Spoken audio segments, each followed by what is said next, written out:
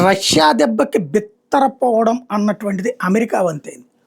Iran వాస్తవంగా చాలా వెనక్కి తగ్గింది.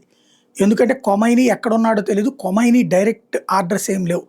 కొమైనీ పేరుతో కొమైనీ దళం ఒక 12 మంది కలిసి చెప్తున్నటువంటి మాటల్ని ఐఆర్జీసీ తీసుకొచ్చి ప్రభుత్వం మీద ఒత్తిడి తెచ్చి పనిచేస్తుంది.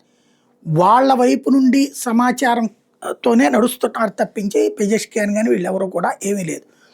ఇప్పుడు నిన్న జరిగినటువంటి పని ఏంటి అంటే చర్చలు క్యాన్సిల్ చేసుకునేటటువంటి పనిని వాళ్ళే చెప్పారు.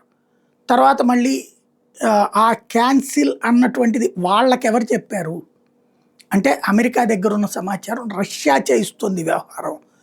చివరికి నిన్న క్యాన్సిల్ అనుకున్నది మళ్ళీ ఆ తర్వాత జేడీ వాన్స్ అక్కడే కూర్చున్నాడు. మళ్ళీ వీళ్ళు వెళ్ళారు ఇరాన్ వాళ్ళు. ఇవాళ ఇరాన్ మీదన ఆయిల్ ఆంక్షలు ఎత్తేసారు. ఇరాన్ అమ్ముకోవచ్చు అని చెప్పింది అమెరికా.